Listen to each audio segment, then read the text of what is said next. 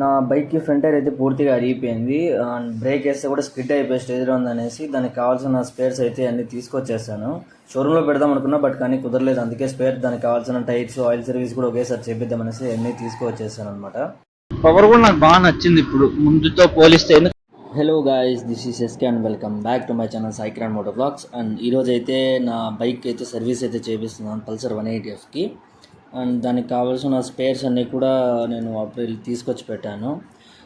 షోరూంలో పెడదాం అనుకున్నా కుదరలేదు. అందుకనేసి అన్నీ తీసుకుని అయితే ఇక్కడ లోకల్లోనే ఒక మెకానిక్ దగ్గర ఉన్నాడు. ఆ మెకానిక్ దగ్గరికి అయితే తీసుకెళ్ళేసి బండికి ఏమేమి కావాలి ఏమేమి అనేసి మొత్తం చూసుకొని ఒకసారి అన్నీ తెచ్చిచ్చేసి బండి అయితే సర్వీస్ చేసుకునేసి ఒకసారి చూద్దాం ఎలా ఉంటుంది సర్వీస్ చేసిన తర్వాత. నేను అంటే చాలా రోజుల నుండి ఇలాగే తిరుగుతుంది కాబట్టి బండి చాలా సౌండ్స్ అన్నీ వస్తున్నాయి.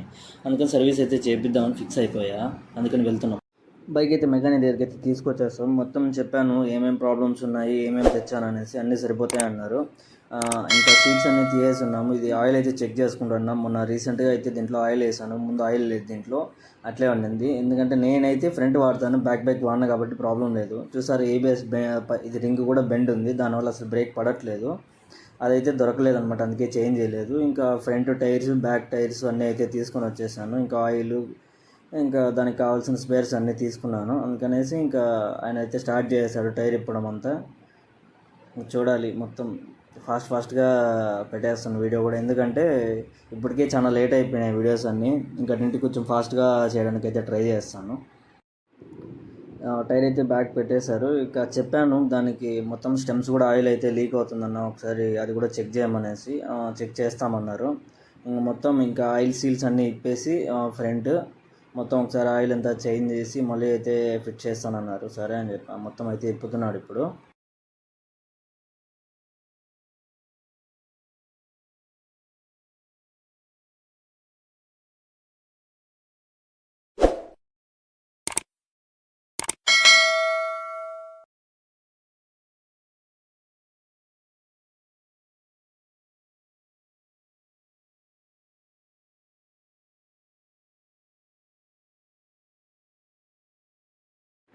స్టెమ్స్ అయితే 2 తీసేశారు. ఇప్పుడు చెప్పాను ఇంకా డూమ్ కూడా తీసేయన్నా, దానికి లైట్స్ కూడా సరిగా పడట్లేదు, లైట్స్ కూడా చేంజ్ చేద్దామనేసి. లైట్స్ కూడా నేను ఆల్రెడీ తీసుకొచ్చాను కాబట్టి లైట్స్ కూడా ఓకే వేసేద్దామన్నాడు. అందుకనేసి డూమ్ కూడా ఇప్పేయమని చెప్పిన. ఇంకా స్క్రూస్ అన్నీ చాలా తలగనొప్పి వీటిల్లో, అందుకనేసి తీయమని చెప్పా. ఒక్కొక్కటి అన్నీ తీసుకొచ్చారు.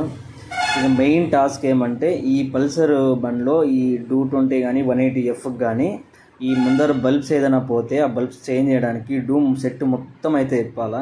చాలా టఫ్ అనమాట ఇదైతే. ఎందుకంటే మామూలుగా R15కి వాటికైతే కనపడుతుంది బాగా బల్బ్ తీసి చేంజ్ చేయడానికి, వీటికైతే అస్సలు కనపడదు. దాంతో నేను మినీ ఫాగ్ ల్యాంప్స్ పెట్టాను కాబట్టి ఇన్ని రోజులు బాగానే ఉండింది. ఇప్పుడు వైర్స్ అన్నీ ఊడిపోయాయి, మళ్ళీ వైరింగ్ అయితే చేయిస్తానన్నాడు ఆయన్నే. ఇంకా బల్బ్స్ అన్నీ తీసుకున్నాను. చెప్పా 2 బల్బ్స్ చేంజ్ చేయాలి, upper and lower bulbs 2 change చేయాలి అనేసి. అందుకని బల్బ్స్ కూడా తీసుకున్నా. ఇంకా చిన్నవి పార్కింగ్ బల్బ్స్ కూడా తీసుకున్నా, బ్లూ కలర్. ఇంకా సీట్ కవరు అన్నీ తీసుకొచ్చా. ఇంకా బల్బ్స్ అన్నీ వేయించేసి మొత్తం ఇంకా ఫిట్ చేయమని చెప్పాను.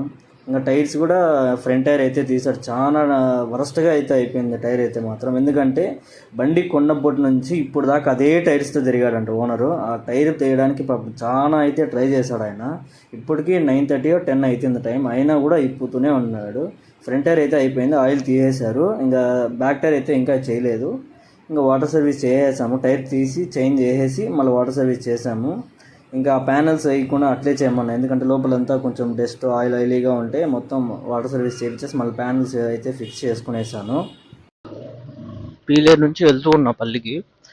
బండి చేపించి నైట్ టైం తీసుకొచ్చాను. నేను ఏం చూడలేదు ఏమేమి వర్క్ చేయించాను ఏమనేసి. అన్ని కావాల్సినవన్నీ చెప్పాను, తీసుకువచ్చి ఇచ్చారు. నేను జస్ట్ వెళ్ళి ఉన్నా అంతే. ఇప్పుడు చూద్దాం ఎలా పర్ఫార్మెన్స్ ఎట్లుంది ఏమి అనేసి. నాకేం పెద్దగా ఏం డిఫరెన్స్ అయితే ఏం తెలియడం లేదు. బ్రేకింగ్ విషయంలో అయితే ఫ్రంట్ బాగా పడుతుంది ఇప్పుడు, వెనకది అసలు మనం దానికి మనకి సంబంధమే లేదు. ఫ్రంట్ పర్లేదు, అప్పటికి ఇప్పటికి కొంచెం డిఫరెన్స్ ఉంది, టైర్ మార్చాం కాబట్టి. అండ్ ఏబిఎస్ కేబుల్ అయితే ఊడిపోయింది, ఏబిఎస్ కేబుల్ కూడా ఇప్పుడు మళ్ళీ ఫిట్ చేసాము, పర్లేదు. మెయిన్ బ్యాక్ సస్పెన్షన్ అనగట్లేదు ఎందుకో నాకు ఇప్పుడు కూడా అర్థం కావట్లేదు. నిన్న మార్పించాను అన్నాడు కానీ కూడా అనగడం లేదు. అండ్ విండ్ నాయిస్ అయితే వస్తుంది అనుకుంటా, ఎందుకంటే దీనికి కింద ఒక చిన్న పీస్ ఒకటి వస్తుంది హెల్మెట్ కింద, ఆ పీస్ పోయింది. హెల్మెట్ అక్కడ ఇక్కడ వేరే వాళ్ళు ఫ్రెండ్స్ తీసుకొని ఫొటోస్కి అక్కడికి ఇక్కడికి అని పోయింది. అది ఎక్కడ పోయింది తెలియడం లేదు. అడిగే తెలీదు అంటున్నారు. సరే అని వదిలేసాం, ఇంకేం చేస్తాం అనేసి. ఎట్లా వస్తున్నావు బ్రో, ఆ బాధ కూడా తెలుదా. అండ్ ఫ్యూల్ అయితే ఆల్రెడీ నేను మార్నింగ్ ఎగ్జామ్కి వెళ్ళినప్పుడు పట్టుకున్నా ఉన్నది ఫ్యూల్.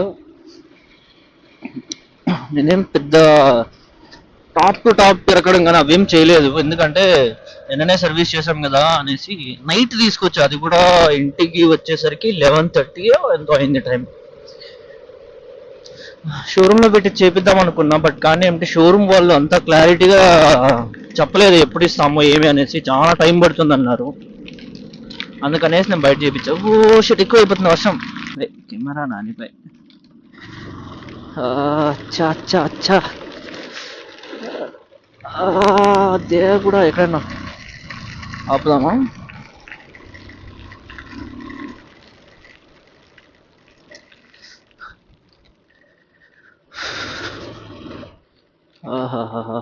వర్షం ఫుల్ స్టార్ట్ అయింది, వర్షం పడుతుంది.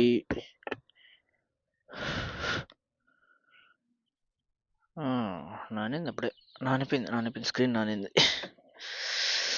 అండ్ మన దానికి పార్కింగ్ కూడా వేయించాం, బట్ కానీ స్విచ్ మాత్రం ఒక చోట కింద పెట్టించా. పెట్టించా స్విచ్ కనిపిస్తుందా, ఇక్కడ పెట్టించా. ఎందుకు ఒకటి పెట్టాలంటే హ్యాండిల్ మీద పెడదాం అనుకున్నా, బట్ కానీ ఆల్రెడీ ఇక్కడ మినీ ఫాగ్ ల్యాంప్స్ ఉంది, ఇది మెయిన్ హెడ్ ల్యాంప్స్ ఉంది. వేరే పెట్టడానికి వేరే ఛాన్స్ లేదు ఎక్కడ. వర్షం కొంచెం తగ్గుతుంది. దీనిపైన స్టిక్కర్ ఉంది, ఈ గ్లాస్ మార్పించాను, కొత్త గ్లాస్ వేయించా. ఎవడు ఇంకా లైట్స్, బ్లూ లైట్స్ వేయించా కొంచెం లుక్ కోసం. ఒకసారి పార్కింగ్ చేసి చూపిస్తా, అంటే ఒకటే ప్యాటర్న్ వస్తుంది, పెద్ద ప్యాటర్న్స్ ఏం రాదు, ఒకటే వస్తుంది. ఏ స్విచ్ ఆన్ అవ్వరా.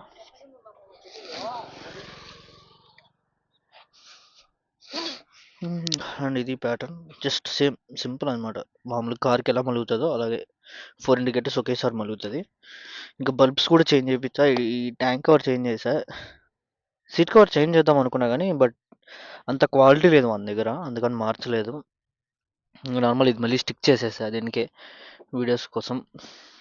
ఈరోజు తీస్తా ఒక వీడియో, ఏదైనా ఒకటి రీల్ కోసం పోస్ట్ చేద్దామని. నైట్ సస్పెన్షన్స్ ఇవి కూడా మార్పించా, టైర్లు కూడా సీల్ టైర్ లేపించా. బ్యాక్ వచ్చేసి ఎంఆర్ఎఫ్ 120/90/17 సైజు, ఫ్రంట్ వచ్చేసి 90/90/17 సైజు. ఆయిల్ సర్వీస్ చేయించా. అండ్ ఇంకా ఎయిర్ ఫిల్టర్ అవన్నీ చేంజ్ చేసేసాము. 144 కిలోమీటర్స్ తిరిగింది అప్పుడే, ఆయిల్ సర్వీస్ చేసిన వెంటనే 1 డేలో. 140 కిలోమీటర్స్ పర్ 1 డేలో అంటే ఇంకా అర్థం చేసుకోండి ఎట్లా తిరిగి ఉంటుందో.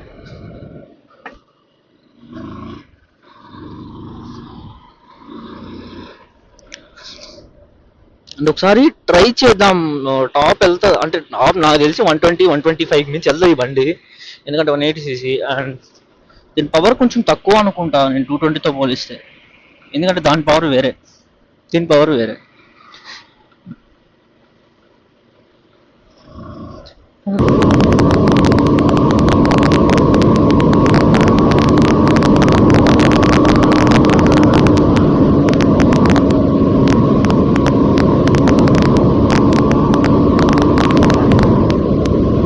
చెప్పడం మర్చిపోయా, గ్లౌజెస్ ఒక పెయిర్ తీసుకున్నాను నిన్న, బ్లూ కలర్. సేమ్ ఇంతకు ముందు తీసుకున్న కంపెనీలోనే ఫుల్ కాకుండా హాఫ్ తీసుకున్నా ఈసారి, అది కూడా ఒకసారి వేసుకుందాం.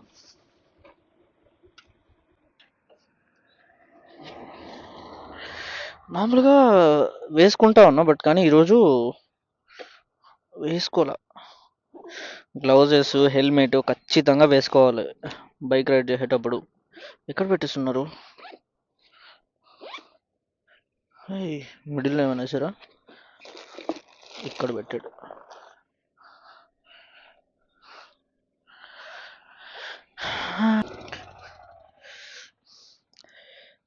ఇవి సేమ్ ఇంతకుముందు అంటే ఫుల్ గ్లౌజెస్ అనమాట. ఈ ఫింగర్స్‌కి ఫుల్‌గా వస్తాయి. అవి ఉన్నాయి నా దగ్గర ఇంతకుముందు.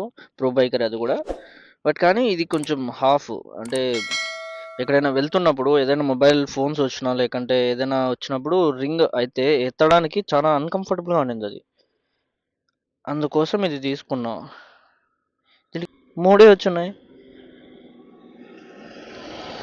బ్రో దీనికి 3 ఉన్నాయి బ్రో. ఏంట్రా ఇది తేడాగుంది. ఓకే. ఓకే. ఇది ఎళ్లి దాంట్లోకి ఎళ్ళిపోయింది. ఓకే. ఏంటో ఇది.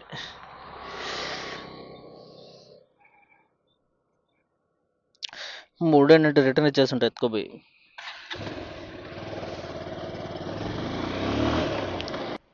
ఇంకా చూసాం గదా! ఇది కొంచెం పర్లేదు 120 అంటే నాకు చాలు. ఎందుకంటే నాకు మైలేజు కావాలి, స్పీడు కావాలి కాబట్టి నాకిది కొంచెం బెటరే. యాక్చువల్‌గా R15 గానీ, లేకంటే ఎంటీ గానీ తీసుకుందామని ప్లాన్ చేసున్నా. అంటే లేడీస్ ఎనకాల అమ్మ వాళ్ళు గానీ, అక్క వాళ్ళు గానీ ఎవరైనా కూర్చోవాలంటే కొంచెం ఇబ్బందిగా ఉంటుంది. ఫుట్ రెస్ట్ కాళ్ళు పెట్టుకోవడానికి కానీ, సీటింగ్ కంఫర్ట్ ఉండదు. అదే దీని పల్సర్ అయితే గనక సీటింగ్ కంఫర్ట్ బావుంటుంది. అందుకోసమనే ఇదే తీసుకున్నా. ఇంకా డ్యాడీకి 220 అంటే చాలా ఇష్టం. అందుకే డ్యాడీనే ఇది తీసిచ్చాడు. బట్ కానీ నేను అనుకున్నది ఫస్ట్ ఇది నాకు తెలీదు ఈ బండి తీసుకొస్తున్నారు అని. వెళ్ళారు చిత్తూరుకి వెళ్ళి డాడీ ఫ్రెండ్ ఇద్దరు వెళ్ళారు ఏదో వర్క్ మీద. బండి ఒకటి నచ్చింది చూస్తానమో అన్నారు. ఏది అని అడిగినా ఏదో ఒకటి అన్నారు. సరే అని చెప్పి సైలెంట్ ఉన్నా. నేను ముందే యాక్చువల్గా నేను అనుకున్నా. బట్ కానీ ఏమంటే ఆ, నేను ఎంటీ కానీ లేదంటే R15 కానీ నాకు ఇష్టం. ఇదే తీసుకుంటారేమో అని నేను అనుకున్నా. బట్ కానీ ఏమంటే 220 అన్నారు. సరే ఓకే 220 కూడా పర్లేదు, కొంచెం పవర్ బాగుంటది, కొంచెం మైలేజ్ తక్కువ వచ్చినా కూడా జస్ట్ బాగుంటుంది తోలడానికి అనుకున్నా. బట్ కానీ ఏమైందంటే ఇది 180cc బ్రో. ఇది తీసుకొచ్చాడు. బట్ పర్లేదు, నేను కొంచెం తోలడానికి నాకు రావాల్సిన మైలేజ్ వస్తుంది. అండ్ కావాల్సిన స్పీడ్ కూడా చాలు. 127 దాకా వెళ్ళా లాస్ట్ టైం ఒక వీడియో కోసం అని. చూద్దాం అనేసి వెళ్ళా ఎంత స్పీడ్ పోతుంది ఏమి అనేసి. 127 వెళ్ళింది. ఇంక మళ్ళీ నేను ఆపేసా, వద్దు ఎక్కువ దీన్ని ఇబ్బంది పెట్టాలనుకోవట్లేదు అనేసి ఆపేసిన. ఇంకా జస్ట్ ఇంక నార్మల్గా తోలుకుంటా ఉంటా 70, 80, 90 అట్లా. ఇంకా ఏదైనా తోలాలన్నప్పుడు తోలుతా అంతే, లేదంటే లేదు. ఇది చూడండి నెక్స్ట్ లెవెల్ ఉంటుంది. ఇక్కడ ప్లేస్ మాత్రం భయంకరంగా ఉంటుంది ఎటు చూడడానికి. ఏంటి బ్రో అంత వింతగా చూస్తున్నారు నన్ను. ఇది కొంచెం కంఫర్ట్ బాగుంది వేసుకోవడానికి. ఫింగర్స్ మొబైల్స్ టచ్ చేయడానికి ఈజీగా ఉంటుంది.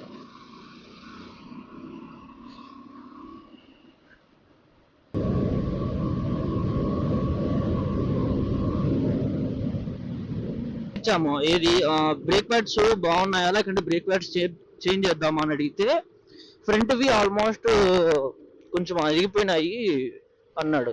సరే బ్యాక్ చూడు అంటే బ్యాక్ కొత్తగా అని అడిగినాడు ఆయన. ఎందుకంటే అసలు ఎప్పుడు కానీ నేను అసలు బ్యాక్ బ్రేక్ అనేది ఎక్కువ యూజ్ చేయను.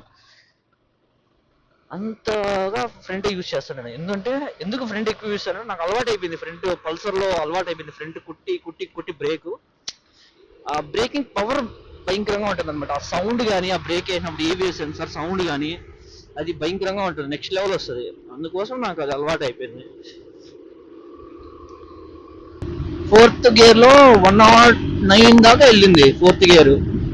5th గేర్ వేస్తే 127 అనుకుంటా లాస్ట్. నేను ఎప్పుడు టైర్ చేంజ్ చేయకముందు, అంటే ఈ సర్వీస్ చేయకముందు ఎక్కడికో వెళ్ళా. మన హైవే రోడ్లోనే ట్రై చేద్దాం అనేసి ఇట్లా రాయచోటి రోడ్లో ట్రై చేసా. భయంకరంగా వెళ్ళింది స్పీడ్ మాత్రం. బట్ కానీ ఏమంటే బ్రేక్ అస్సలు పడట్లా, బ్రేకులు రెండు.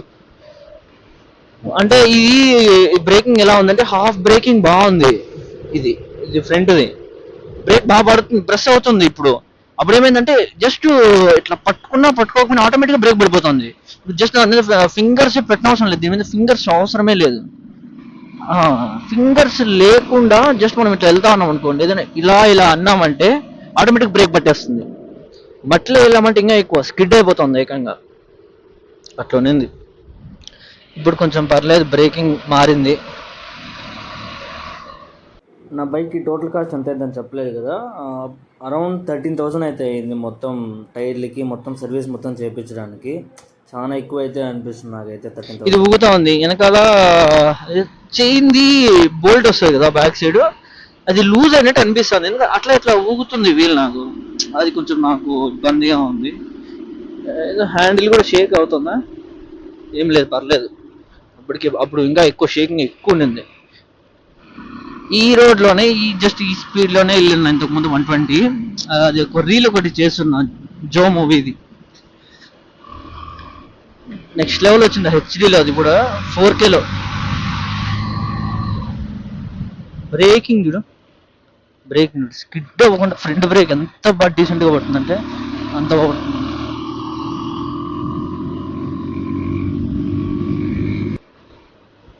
ఇంకా అన్నకు ఒకసారి బండి ఎలా అయింది అది చెప్పేద్దాం.